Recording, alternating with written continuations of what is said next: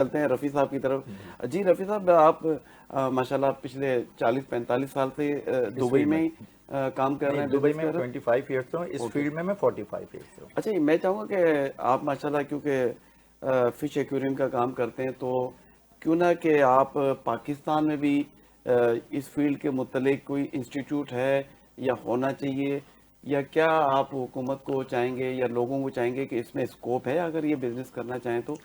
ये बेसिकली हुआ क्या है, मैं बहुत अरसे से कोशिश कर रहा हूँ और इस विजिट में मेरे काफ़ी ऑफिशियल लोगों से मुलाकात हुई है, मेरे काफ़ी इंटरव्यूज़ हुए हैं और 3-4 दिन से मैं इसी चीज़ पे वर्क कर रहा हूँ ओके। कि अगर अब वो लोग हमसे रिक्वेस्ट करते हैं, खालिद भाई आपने यहाँ से सीखा, पाकिस्तानी है लेकिन आप बाहर बैठे हुए हैं, तो क्यों ना हमारे यहाँ भी फ़ायदा हो और यहाँ पे आके भी कोई ऐसा सिस्टम बनाएं जो कस्टमर को हम एजुकेट कर सकें, उसको बता सकें, अवेयरनेस हो सके उसके। तो उसके लिए सबसे पहली चीज़ तो ये कि हमारे पाकिस्तान में इन चीज़ों का कोई इंस्टीट्यूट नहीं है, इवन छोटे लेवल पे ही सही,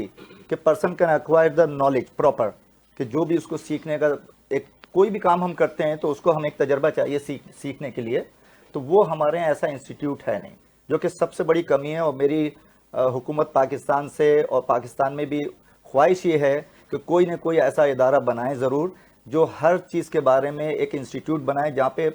बच्चा या कोई भी आदमी कोई चीज़ सीखना चाहे अगर तो वो आसानी से सीख सके। और इसी सिलसिले में मेरी मीटिंग चल रही है यहाँ पे, काफ़ी लोगों के साथ मैं कनेक्ट